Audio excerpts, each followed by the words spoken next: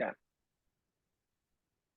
We're back on the Marching to Madness College Basketball Podcast this afternoon with Florida Atlantic head coach Dusty May. He has led the Owls to 4 straight winning seasons while he's here.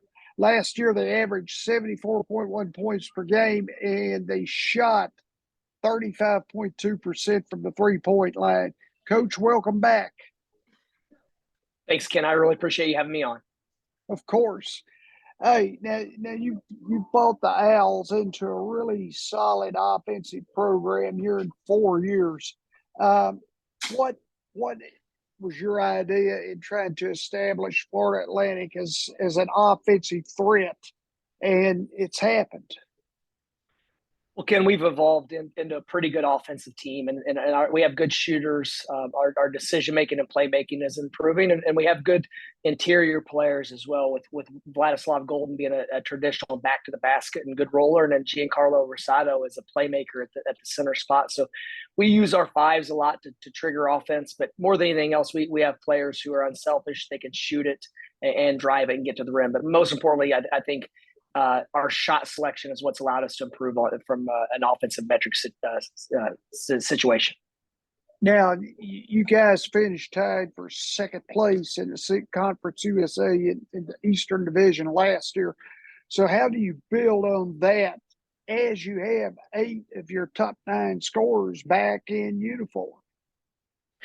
Well, we dropped 2 games late in the season at home last year that against great opponents, but games that we were in position to win, and we just couldn't get over the hump. So first and foremost, we have to do a little bit better job of taking care of home court, and then being tough enough and resilient enough to go on the road and win in tough environments in Conference USA, especially with the Thursday, Saturday, with Friday being a travel day in between. So it's tough, but having the experience and continuity and so many players that have been in these situations before will really help and hopefully expedite our learning curve. Yeah, now Elijah Martin and Michael Forrest are 2 of those players. In fact, they're your 2 leading returning scorers. Martin shot around 46% from the floor last year, while Forrest was one of your better distributors. Yeah, Elijah really made a big jump from his first to his second year. Where year 1 he was out of the rotation, didn't play much, and then year 2 becomes an all-league performer. And his numbers were great across the board. We're challenging him now to become a better playmaker and decision maker, and trying to get his assist to turnovers to be 2 to 1.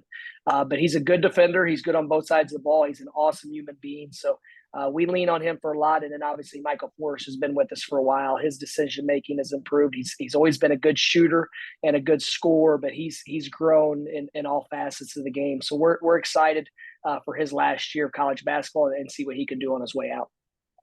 Coach, whenever you train a player to be a better decision maker, I mean, obviously you're going to have things going on the floor and all that, but is part of your program where you take him in a like a classroom, or take the group of guards into a classroom and deduct reasoning based on certain situations that can occur within a game?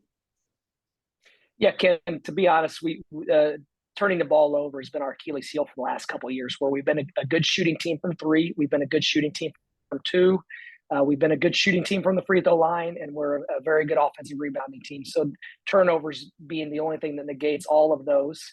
So we took a deep dive in the last 2 years into all of our turnovers and really tried to figure out, is it a lack of skill, a lack of decision-making, or is our system not geared towards our players' strengths? So there were a couple of different themes that we feel like we could really correct with just a good off season.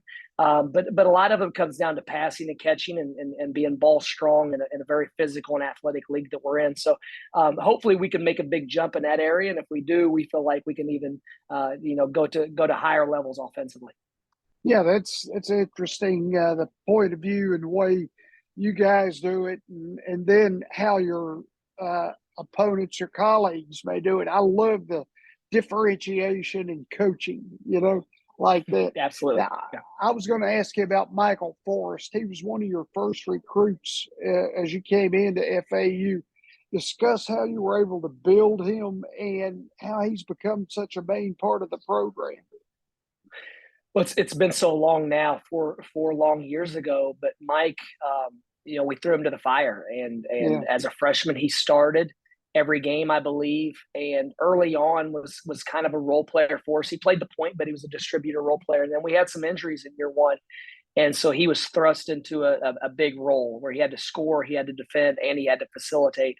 The next year, we moved him off the ball because we needed scoring from the perimeter and his range to I guess, spread defenses out. So we've used him a lot of different ways. But yeah, Mike was a very, very pivotal sign for us, being a local player, someone that had impacted winning, won a state championship.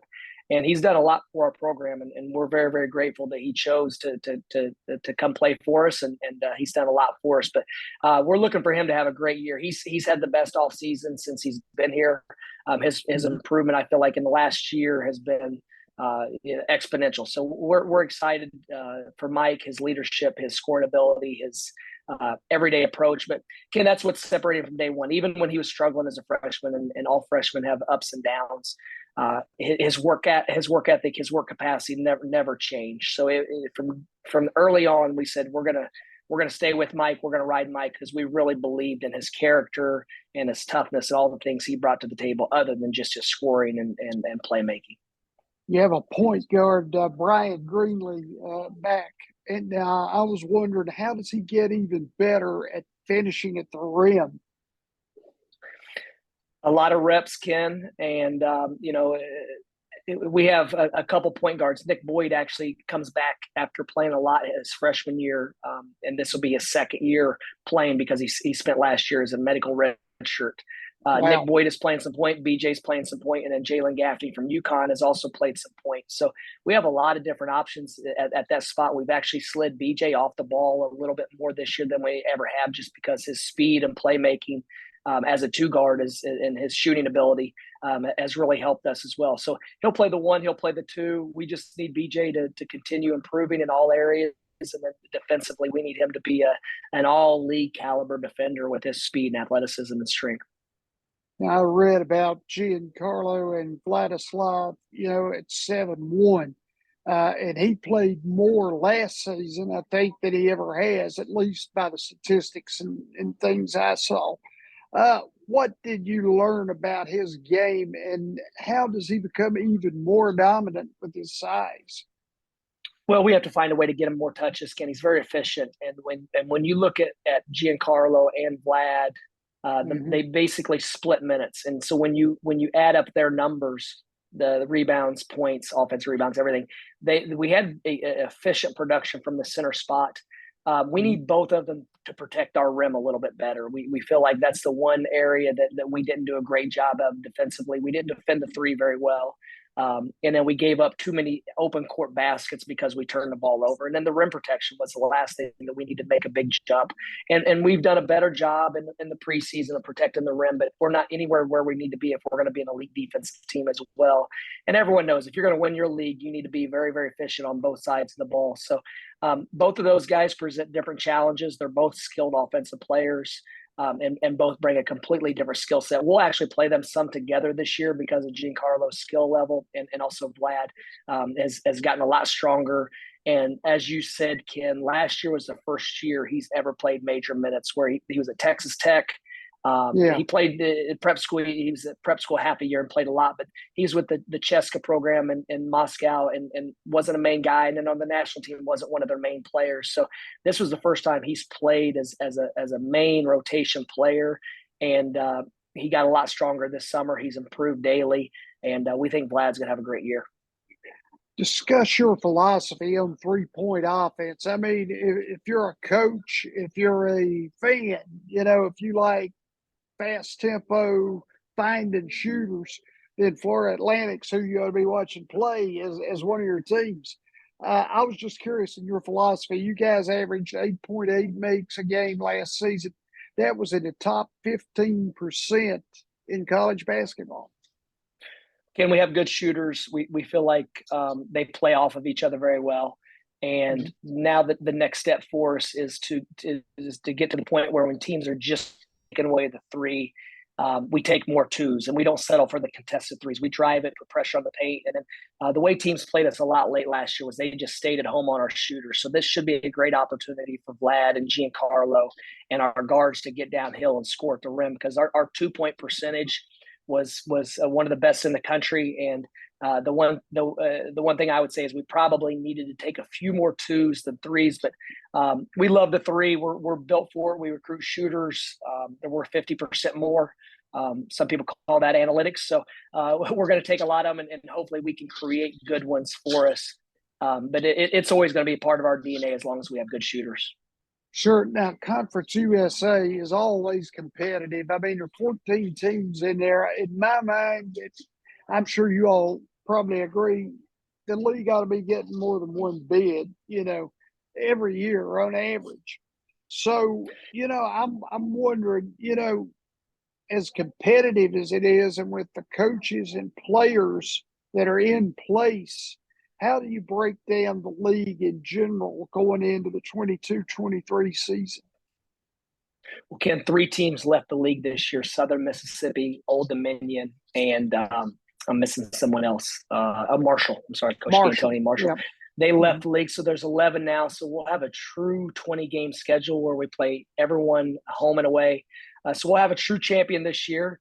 And obviously a 20-game slate, you've got to be mentally tough, physically tough. So, we're excited. We're excited because very rarely do you have an opportunity to play everyone twice and have a true champion. Sometimes the schedule tilts where one team could be better than another team, but because of scheduling, they might finish 2 or 3 games behind them just because of the way the schedule played out.